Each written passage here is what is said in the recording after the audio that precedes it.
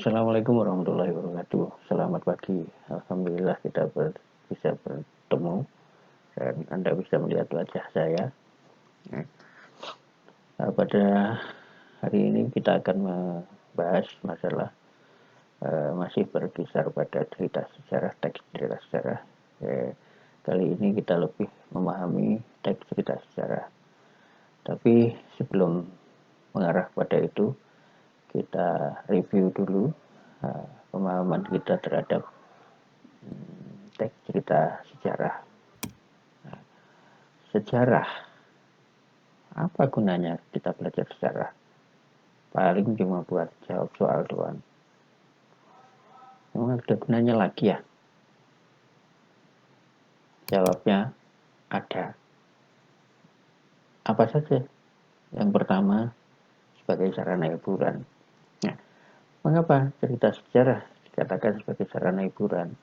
Nah, sebab kalau kita baca cerita sejarah di situ, selain kita menambah pengetahuan, ada juga di dalam cerita sejarah itu yang sifatnya menghibur, ya, seperti fabel, cerita tentang legenda dan sebagainya.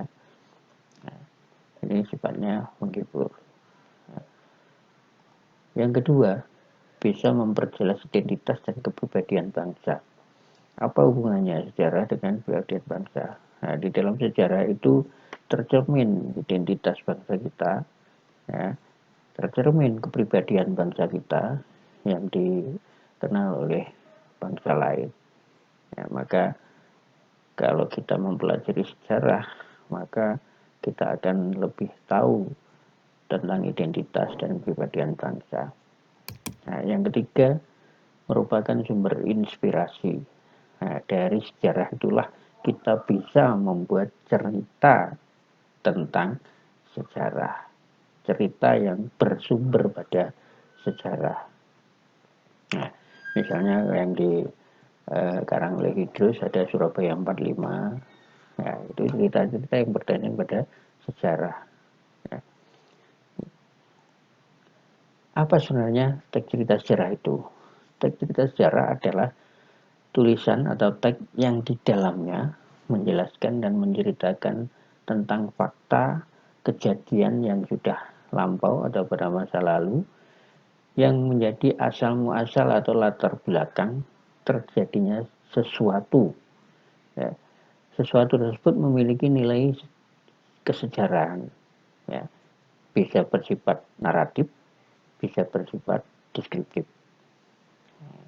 Jadi intinya teks cerita sejarah itu teks yang di dalamnya mengandung atau menjelaskan tentang fakta yang berhubungan dengan kejadian yang mengandung sejarah, asal muasal sebab terjadinya.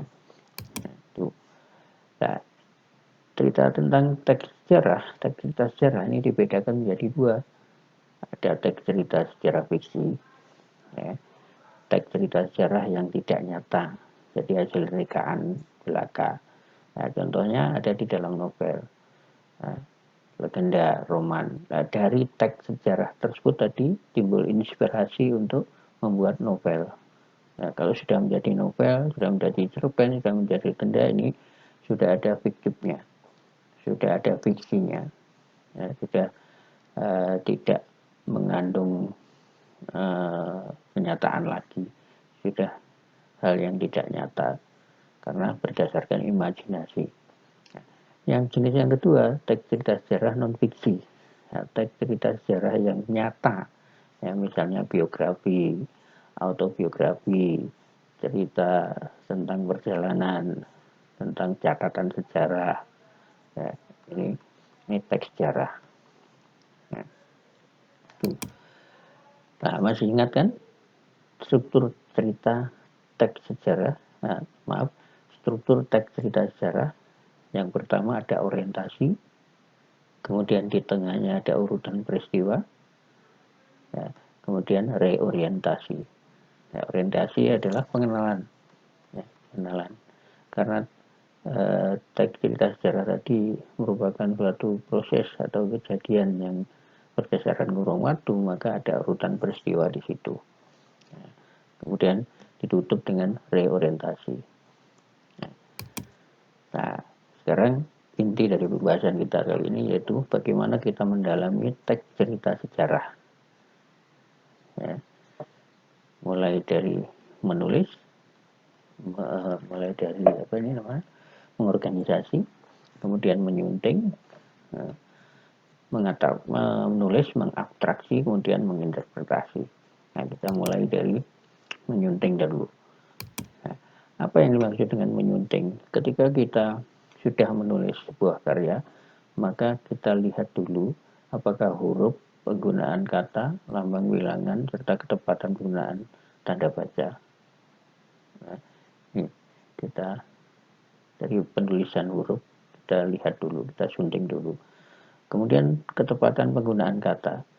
Untuk mengungkapkan suatu maksud sesuai dengan situasi dan kondisi. Ini pentingnya penggunaan kata. Kalau penggunaan kata salah, maka pengungkapan maksud tersebut akan mengalami kegagalan juga. Yang ketiga, keefektifan kalimat.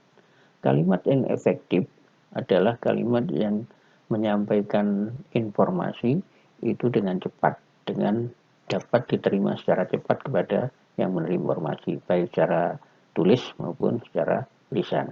Nah, untuk mewakili gagasan atau perasaan penulis yang ingin disampaikan pada pembaca. Jadi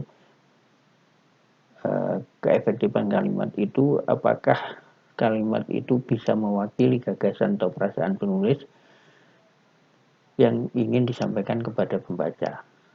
Nah, contoh sederhananya kalau kita membaca WA dari teman kita, bla bla bla bla bla, kita menjawab apa maksudnya, nah, berarti kalimat yang diungkapkan oleh teman kita itu tidak efektif karena kita tidak bisa menyerap langsung apa informasi yang ingin disampaikan. Ya, baik. Nah, selanjutnya menulis. Di dalam menulis yang perlu disampaikan pertama, ditentukan pertama kali adalah menentukan topik sejarahnya apa. Ya, setelah menemukan topik, ya kita rumuskan dalam bentuk kerangka dulu. Ya, setelah dibentuk dalam kerangka, maka mencari data-data penunjangnya. Data-data penunjang yang bisa kita gunakan untuk mengembangkan kerangka ini apa.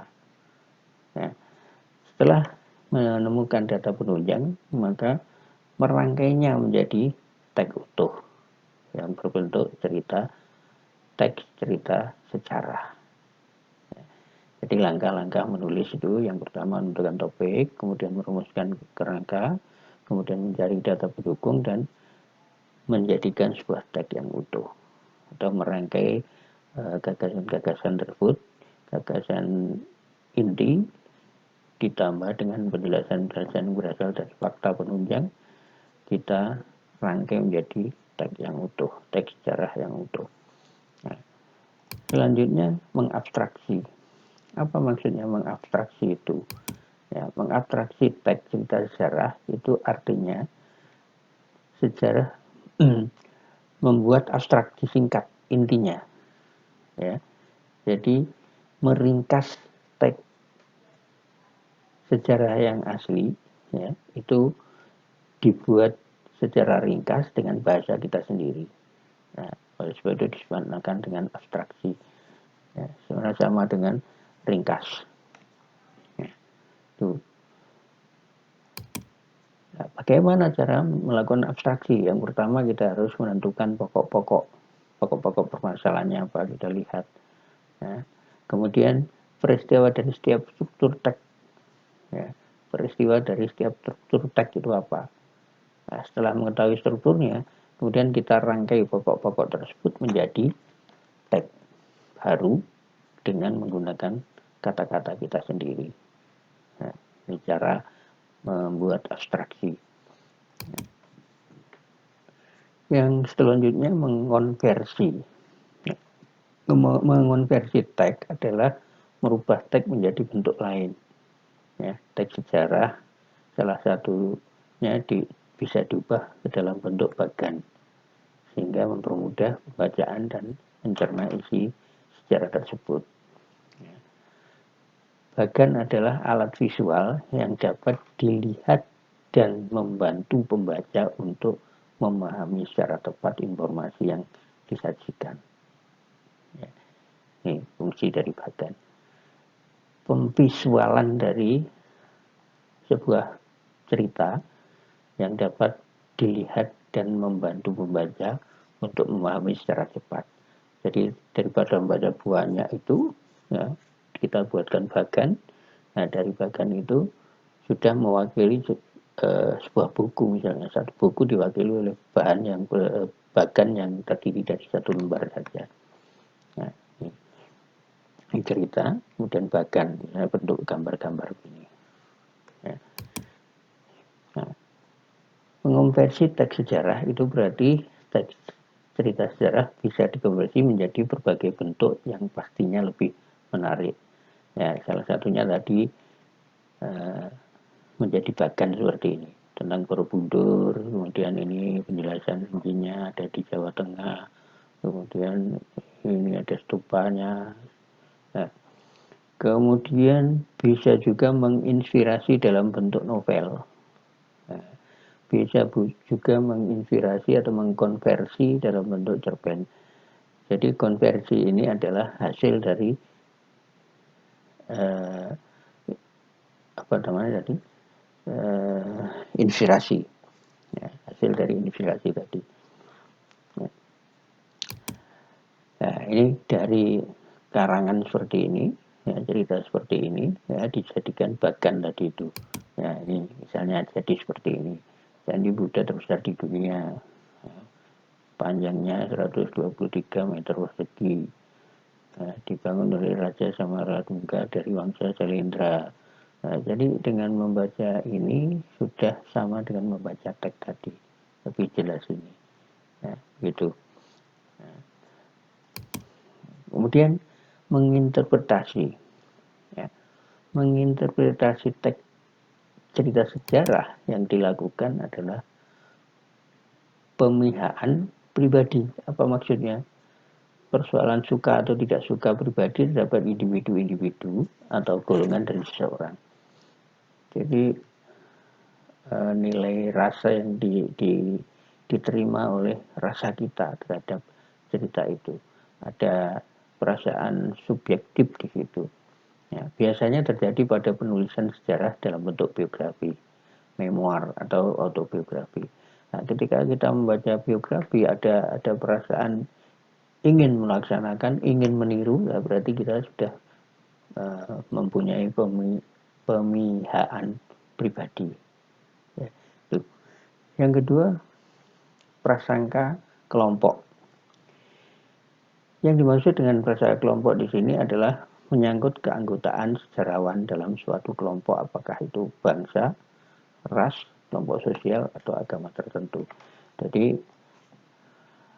ada sekelompok yang mempunyai pemahaman yang sama terhadap cerita itu. Ya. Kemudian yang ketiga, teori-teori pertentangan penafsiran sejarah. Penafsiran sejarah berdasarkan teori penggerak sejarah yang dianut sejarawan. Ya. Berbagai teori itu kadang bertentangan satu sama lain sehingga muncul subjektivitas tadi. Jadi antara orang yang satu dengan orang yang lain itu mempunyai pemahaman tidak sama terhadap cerita tentang sejarah itu. Mengapa? Karena sejarah terjadi pada masa lampau dan kita hanya bisa melakukan penelitian, tidak mengalami secara langsung. Kalaupun orang mengalami secara langsung, maka sudut pandang dari saksi itu pasti berbeda. Nah, sama halnya begini, ketika kita menilai seorang teman kita, si A menilai B dari depan, si C menilai B dari belakang, pasti hasilnya tidak sama. Nah, demikian sejarah juga. Ketika seorang sejarawan mengadakan penelitian, maka penafsiran juga tidak sama karena sudut pandangnya juga berbeda. Nah, selanjutnya konflik-konflik filsafat yang mendasar. Ya, di dalam sejarah juga ada secara teoritis seseorang yang menganut filsafat hidup tertentu. Jadi misalnya paham kepercayaan atau agama tertentu pasti akan menuliskan sesuai dengan keyakinannya. Nah, itu. Nah, jadilah referensi buku teks sejarah. Ya, ada yang dikarang oleh Pramudia Anantatur, ya, kemudian Arus Balik, ya, kemudian ada Magabelar yang dikarang oleh Multatuli, ya, Bumi Manusia ini ada buku Ananta Pramudiatur ini, buku yang menceritakan romantika antara pribumi dengan wanita Belanda.